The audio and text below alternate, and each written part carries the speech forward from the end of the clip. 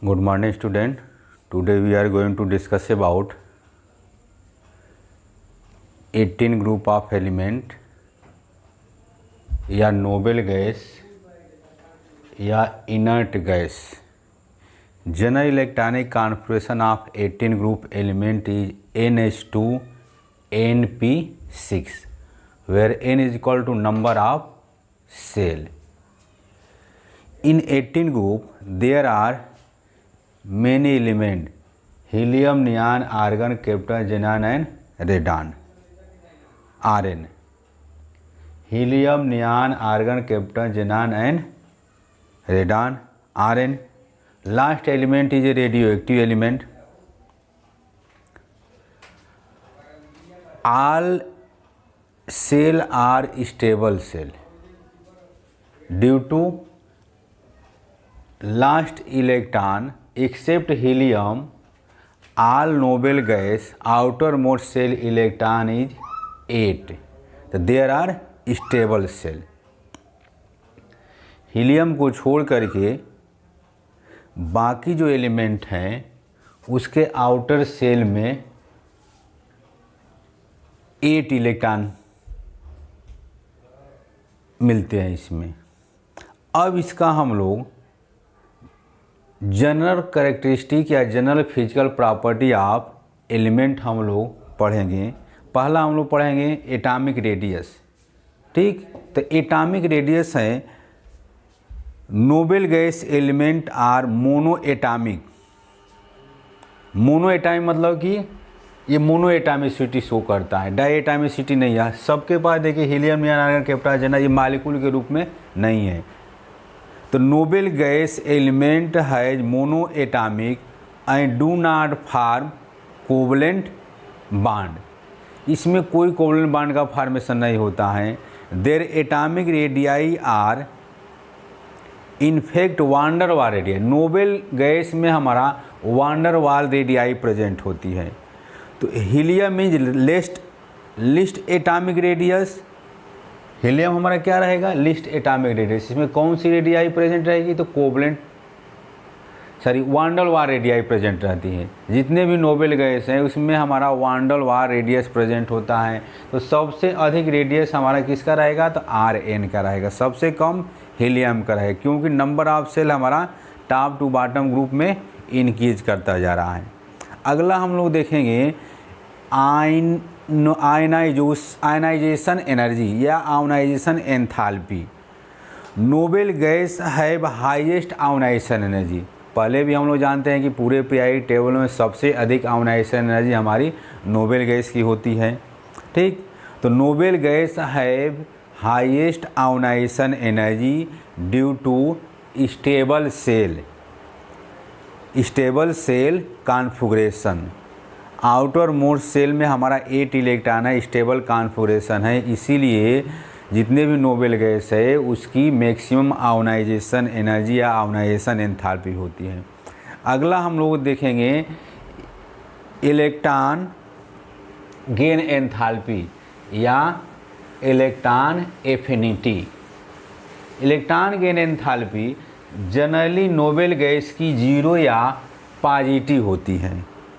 Electron gain enthalpy of all noble gas are 0 या positive due to all subshell are fulfil. जब सभी shell fulfil रहेगा तो noble gas की tendency हमारी गेन करने की, इलेक्ट्रॉन गेन करने की नहीं होगी. इसीलिए इलेक्ट्रॉन गेन एंथैल्पी पूरे नोबेल गैस की या तो 0 होता है या तो पॉजिटिव होता है. क्यों होगा positive? Due to all subshell are completed. अगला है melting point and boiling point. अगली property MP and BP. Melting point and boiling point of noble gas noble gas की मेल्टिंग पॉइंट हमारा क्या होगा? Low melting point and boiling point होता है. क्यों? This value increases gradually as a atomic number increases due to mono atomicity. No intermolecular या no inter atomic force except weak dispersion force, so they have low boiling point. इसमें हमारा noble gas में weak dispersion force मिलता है, इसीलिए यह इसकी melting point और बॉइलिंग पॉइंट हमारा लो होता है। अगली प्रॉपर्टी हम लोग देखेंगे solubility.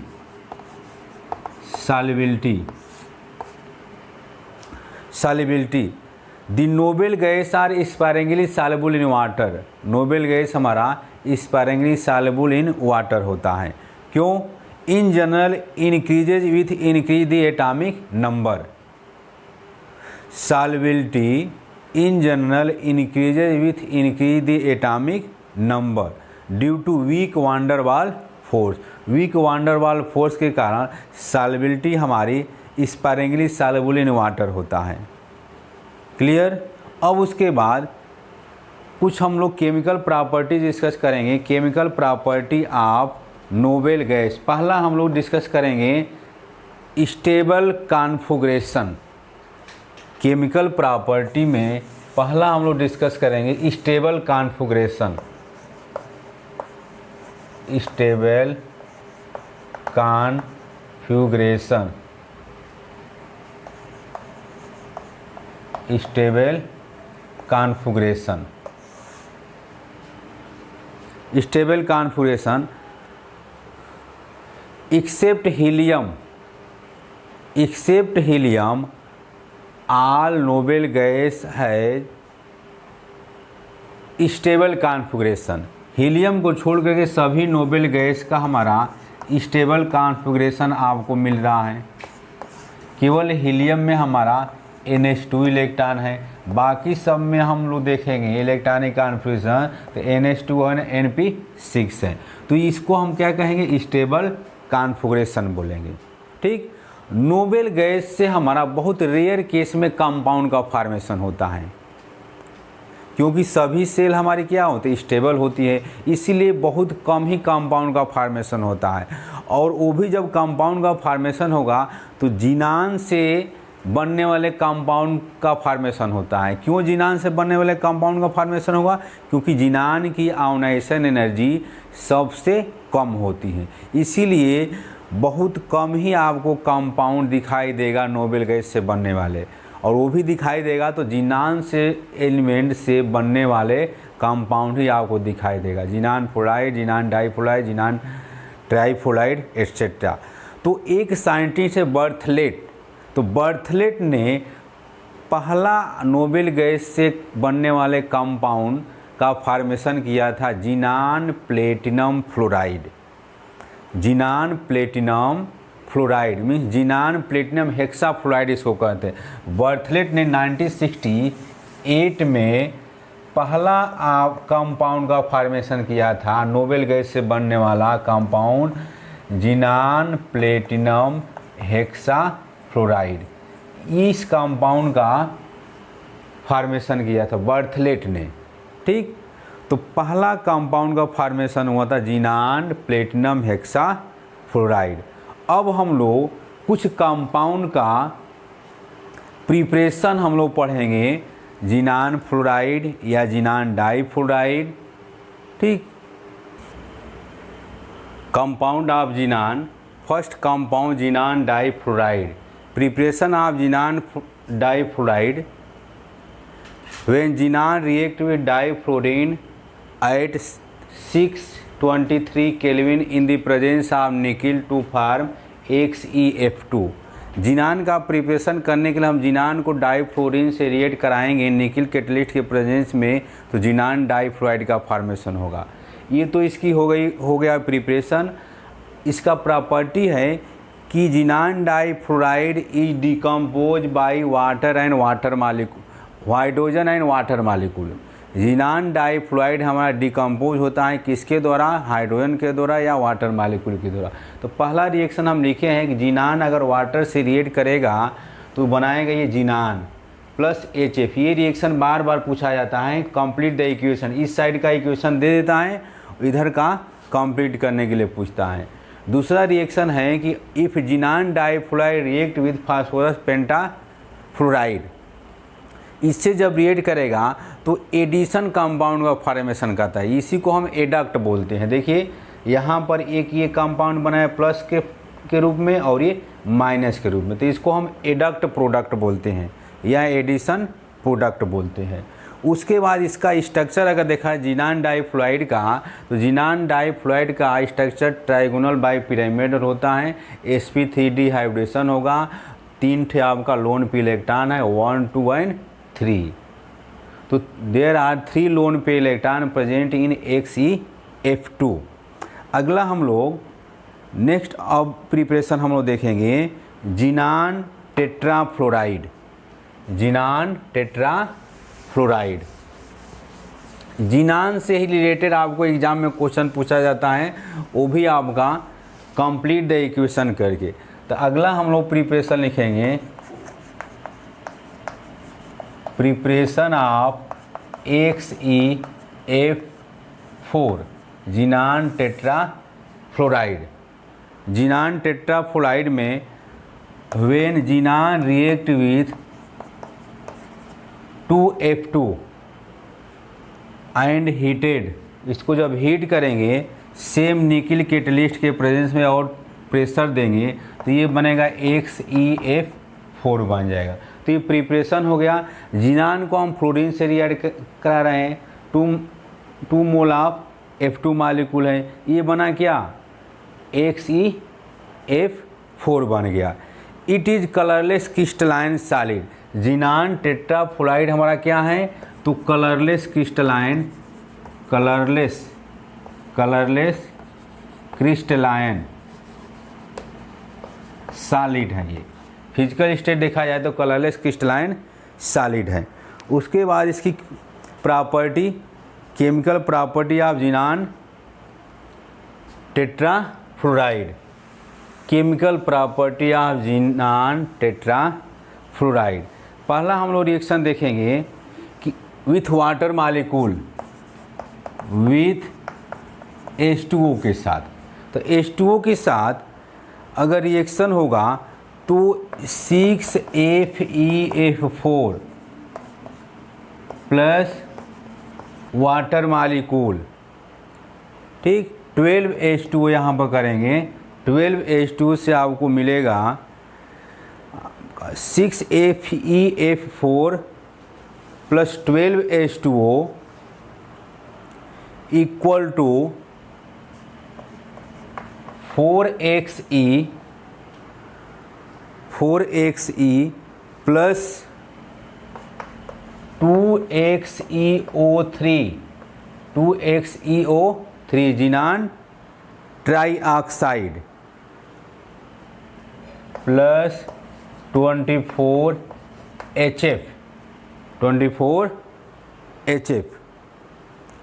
And release oxygen gas. ठीक, ये आपसे क्वेश्चन पूछा जाता है कंप्लीट द इक्वेशन, इस साइड का दे देता है, इधर आपको कंप्लीट करने के लिए पूछा जाता है। कई साल ये क्वेश्चन आया हुआ है। What happen when xenon tetrafluoride react with water molecule. अगला हम लोग देखेंगे reaction with SbF5, reaction with SbF5। Sb क्या है, एंटीमनी है, एंटीमनी पेंटाफ्लोराइड। तो जिनान हेक्साफ्लोराइड रिएक्ट विथ SbF5, इसको हम कहेंगे लोन पे इलेक्ट्रॉन है तो इसको हम लेविस बेस बोलेंगे, और इसको कहेंगे लेविस एसिड कहेंगे। एसिड और बेस आपस में कंबाइन करेगा तो हमारा साल्ट का फॉर्मेशन करेगा, या इसी को हम एडक्ट प्रोडक्ट बोलेंगे। तो ये हो जाएगा XeF3, ये प्लस हो गया।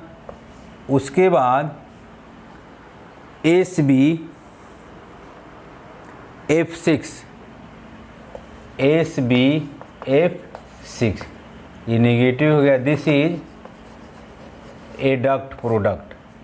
ये भी क्वेश्चन पूछा गया है, what happen when xenon tetrafluoride react with antimony pentafluoride. Fluoride. अब उसके बाद structure of XeF4, structure of xenon tetrafluoride, structure of XeF4। आपको बोर्ड एग्जाम में इसी से स्ट्रक्चर बनाने के लिए पूछता है। तो इसका स्ट्रक्चर हमारा हो जाएगा Xe, इसमें 2 लोन पे इलेक्ट्रॉन होगा, 2 लोन पे इलेक्ट्रॉन, ठीक। कौन सा वाइब्रेशन होगा, 8+4/2 कितना हो जाएगा, 6 हो जाएगा। तो sp3d2 हाइब्रिडाइज हो जाएगा। This is sp3d2 hybridisation. Square planar इसका शेप हो जाएगा, square planar, square planar due to lone pair electron के कारण इसका शेप हमारा क्या होगा, स्क्वायर प्लेनार हो जाए। कितने लोन पे इलेक्ट्रॉन है, तो there are 2 loan pair electron है। नेक्स्ट प्रिपरेशन, ज़ीनान से रिलेटेड कंपाउंड XeF6 सेम उसी तरह से हम प्रिपरेशन करेंगे। यहाँ पर हम ले लेंगे Xe और 3F2 ले लेंगे, हीट कर देंगे तो ये XeF6 बन जाएगा, ज़ीनान हेक्साफ्लोराइड हो जाएगा। अब इसका हम लोग प्रॉपर्टी देखा जाए, प्रॉपर्टी ऑफ ज़ीनान हेक्साफ्लोराइड। पहली प्रॉपर्टी हम लोग विथ मेटल के साथ यही पूछता है, what happen xenon hexafluoride react with metal. तो ठीक, यहाँ पर हम लें XeF6 plus MF metal fluoride, M क्या है, where M is equal to metal, F लगा दिया तो मेटल फ्लोराइड होगा। Xenon hexafluoride react with metal fluoride, तो ये बन जाएगा आपका M प्लस, ठीक। यहाँ भी आपका एडक्ट प्रोडक्ट बनेगा XeF7 minus, this is adduct product. Next हम लोग फोकस करेंगे स्ट्रक्चर ऑफ XeF6। इसका स्ट्रक्चर अगर हम लोग ड्रा करेंगे तो हाइब्रिडेशन आपका होगा, xenon is hybridise bye sp3। ये किससे हाइब्रिडाइज होगा, तो sp3d3 से, sp3d3 से। पेंटागोनल बाई पिरामिडल इसका स्ट्रक्चर हो जाएगा, pentagonal bi pyramidal. 1 loan pair electron होगा, इस तरह से Xe लोन पे इलेक्ट्रॉन हो गया, ठीक। और ये हो गया आपका, यहाँ F है, F है, F, ठीक। और एक F हम यहाँ पर लगा दिया, this is sp3d3 pentagonal bi pyramidal, pentagonal by pyramid. लेकिन लोन पे इलेक्ट्रॉन के कारण इसकी ज्योमेट्री हमारी डिस्टार्टर हो जाती है, इरेगुलर हो जाती है। तो क्या इसको बोलेंगे, ऑक्टाहेड्रल शेप बोलेंगे। रेगुलर ज्योमेट्री तो हमारा पेंटागोनल बाई पिरामिडल होगा, लेकिन लोन पे इलेक्ट्रॉन के कारण ज्योमेट्री हमारी इरेगुलर हो जाती है। तो इरेगुलर हो जाएगी तो ऑक्टाहेड्रल हो जाए, ऑक्टाहेड्रल शेप। क्यों ऑक्टाहेड्रल शेप होगा, due to lone pair electron present. Lone pair electron निकालने का फार्मूला हम बताए थे। अब उसके बाद हम लोग फोकस करेंगे यूज ऑफ नोबेल गैस। तो यूज ऑफ नोबेल गैस में पहला हमारा नोबेल गैस आएगा हीलियम। तो हीलियम इज यूज इन ने ट्यूब ऑफ एरोप्लेन। हीलियम का यूज हम लोग एरोप्लेन की ट्यूब में यूज किया करते हैं। अगला यूज हम लोग हीलियम का देखते हैं, helium is use in food preservation. Helium is use in food preservation. उसके बाद at low temperature helium is use in cryogenic agent, cryogenic agent के रूप में यूज करते हैं। अगला यूज हम लोग आर्गन का देखेंगे, तो argon is use in producing inert atmosphere. Argon is use in producing inert atmosphere, it is widely use for filling incandescent metal filament electric bulb, इसको हम इलेक्ट्रिक बल्ब में भी यूज करते हैं। नियान का यूज हम लोग एडवर्टाइजेज में यूज करते हैं। Neon lamp are use in botanical garden, neon lamp का हम लोग बोटेनिकल गार्डन में भी यूज करते हैं और एडवर्टाइजेज में भी हम लोग यूज करते हैं। उसके बाद रेडान का यूज मोस्ट इम्पॉर्टेंट है, रेडान का यूज हम लोग करते हैं नॉर्मल ट्रीटमेंट ऑफ कैंसर में। Radon is use for the normal treatment of cancer में यूज किया जाता है। तो ये हमारा कुछ नोबेल गैस से बनने वाले कंपाउंड था। मोस्टली हमारा जिनान से हम लोग कंपाउंड का फॉर्मेशन करते हैं। क्यों जिनान से बहुत ज़्यादा कंपाउंड का फॉर्मेशन हो रहा है? क्योंकि जिनान की आयोनाइजेशन एनर्जी सबसे कम है। पहला जिनान से बनने वाले कंपाउंड कौन था? जिनान प्लेटिनम हेक्साफ्लोराइड था। कौन सा आइंस्टाइन ने बनाया था? बर्थलेट ने बनाया था। अब बहुत सारे जिनान से कंपाउंड हम लोग बनाए, जिनान डाइफ्लोराइड, जिनान टेट्राफ्लोराइड और जिनान हेक्साफ्लोराइड। इन तीनों का हम लोग स्ट्रक्चर देखा। तो बोर्ड एग्जाम में आपसे स्ट्रक्चर पूछता है और complete the equation. Xenon difluoride react with water, xenon tetrafluoride react with water. क्या होगा जब जिनान डाइफ्लोराइड वाटर से रिएक्ट करेगा, उसके बाद जिनान टेट्राफ्लोराइड वाटर से रिएक्ट करेगा तो क्या प्रोडक्ट बनेगा? ठीक, अब ये चैप्टर हम लोगों का ख़त्म हो गया। ठीक, अब हम लोग एक एक करके हम लोग रिवीजन करेंगे एक एक चैप्टर का। Thank you.